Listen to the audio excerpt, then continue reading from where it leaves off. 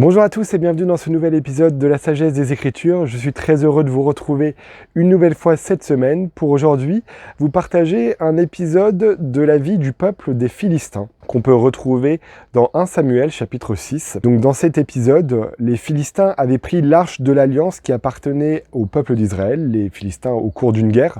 Les Philistins étaient le peuple ennemi du peuple d'Israël et dans une bataille avaient dérobé l'arche de l'alliance. Mais malheureusement, il commence à y avoir pas mal de soucis dans leur pays parce que justement, depuis que l'arche est arrivée chez eux, parce que l'arche ne leur appartient pas.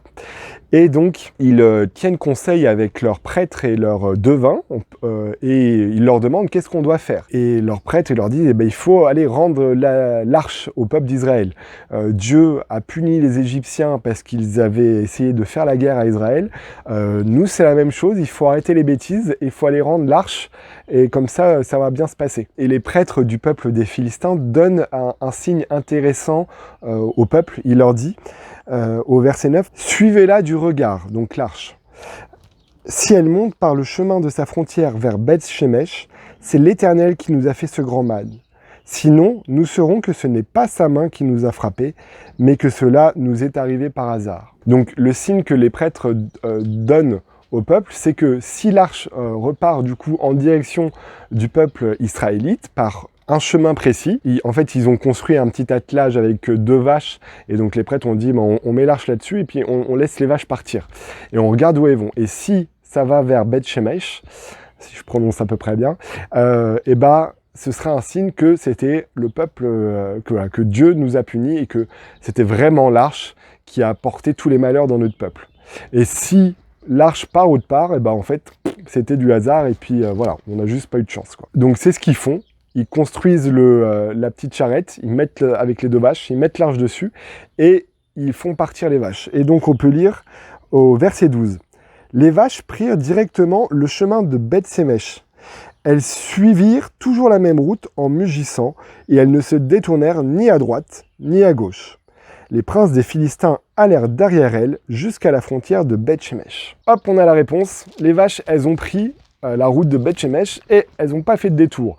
Alors voilà, donc là, si c'est pas un signe suffisamment clair que c'est vraiment Dieu, que Dieu est avec le peuple d'Israël et que voilà, l'arche, c'est quelque chose de sacré et qu'il faut faire confiance à Dieu, que la probabilité que les vaches aillent spécifiquement dans cette direction, alors que les vaches appartenaient au peuple des Philistins, donc ne connaissaient même pas l'endroit, voilà, c'était assez peu probable. Ce qui est intéressant, c'est la dernière partie du verset 12. Alors, parce qu'au verset 9, je reprends verset 9. Verset 9, les sages, ils disent « Suivez-la du regard, si elle monte par le chemin de sa frontière, voilà, vous saurez que c'est l'Éternel. » Donc, ils disent juste « Suivez-la du regard. » Mais au verset 12, on nous dit « Les princes des Philistins allèrent derrière elle jusqu'à la frontière de Beth-Shemesh. » Donc, en fait, les princes, ils n'ont pas juste, quand ils ont vu que la charrette a commencé à aller vers Beth-Shemesh, ils se sont dit « Non, c'est pas possible. » Et ils n'ont pas juste cru. Ils ont continué à marcher derrière jusqu'à s'assurer que les vaches avaient été arrivées à la frontière. Encore une fois après, on peut lire quelques chapitres plus loin que les Philistins vont retourner faire la guerre au peuple d'Israël. Et ce que je trouvais intéressant dans cette petite histoire, c'est que nous, parfois dans notre vie, c'est la même chose. On demande des signes à Dieu parce que on se dit, tiens, donne-moi un signe que tu es là, donne-moi, montre-moi quelque chose qui prouve que tu es là dans ma vie et que tu existes. Et Dieu, il nous donne des signes, et en fait, les signes, souvent, suffisent pas. Parce que la chose préalable pour qu'on puisse voir ces signes, c'est avoir la foi. Et voilà, souvent, dans notre vie, on peut avoir des personnes qui nous disent, s'il y a un signe, je croirai en Dieu. Mais en fait, c'est des mensonges, parce qu'elles pourraient avoir tous les signes qui est possible, comme les Philistins, qui ont vu les vaches, qui les ont même suivies pour s'assurer, et n'empêche que les Philistins n'ont pas cru et sont repartis retourner faire la guerre au peuple de Dieu quelques années après. Donc voilà, c'est que vraiment, voilà, les signes ne suffisent pas. Ce qui fait qu'on croit en Dieu, c'est qu'on décide de croire. Et en fait, quand on décide de croire, c'est là où on prend conscience des signes qui sont autour de nous et qu'on arrive à les voir.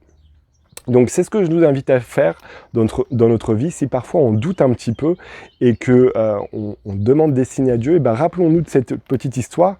Rappelons-nous que ce qui fait la foi en Dieu, ce qui fait que Dieu intervient dans notre vie, c'est pas les signes qu'il nous donne, c'est déjà notre foi qu'on a en lui.